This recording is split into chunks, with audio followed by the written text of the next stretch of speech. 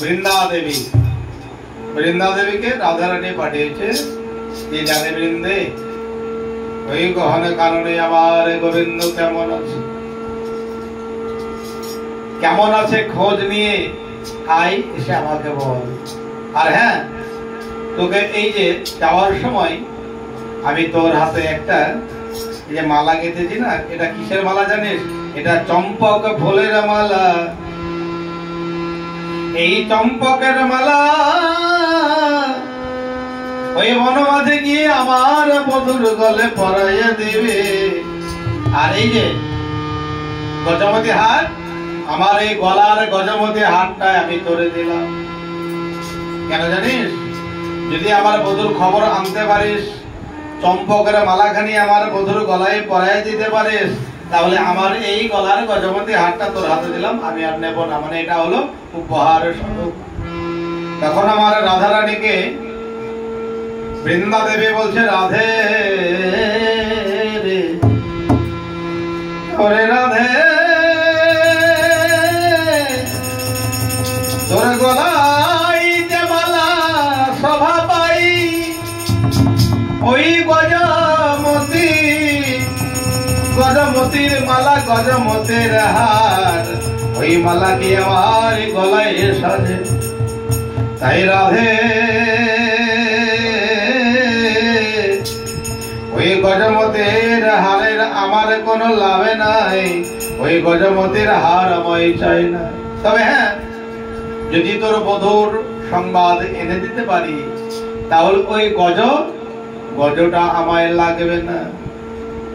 তাহলে কি জানিস রাধে, আমার মতি যেন থাকে, মতি যেন থাকে, মতি যেন থাকে, মতি যেন থাকে, যুগল চরণে মতি যেন থাকে, যুগল চরণে মতি যেন থাকে। আমার ওই গোবিন্দের যুগল চরণে রতিমতি থাকলেই যথেষ্ট, আমি আর কিছু চাই না। এবার বেশ ঠিক আছে, তাই হবে। বেশ যা, আমার বধুর খবরটা এনে দে যে গহন কারণে কেমন আছে। এবার বৃন্দা দেবী হেন কালে, বৃন্দা দেবী হেন কালে আসিয়া সেখানে মিলে,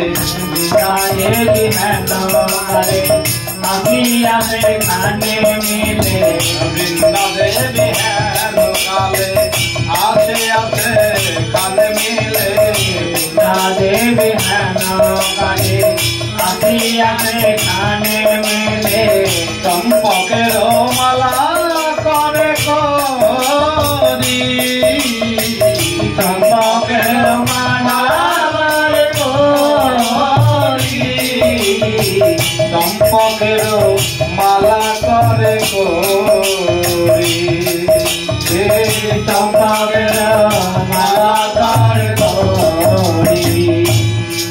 এবার সুবলে রে সমর পিল, তোহে কৃষ্ণ বলে দিল, বলে সমরিল, হরে কৃষ্ণ বলে দিল, সুবলে রে সমর পিল, তোহে কৃষ্ণ বলে দিল, সুবলের সমর দিল, হরে কৃষ্ণ বলে দিল, মুছে পদ রাধা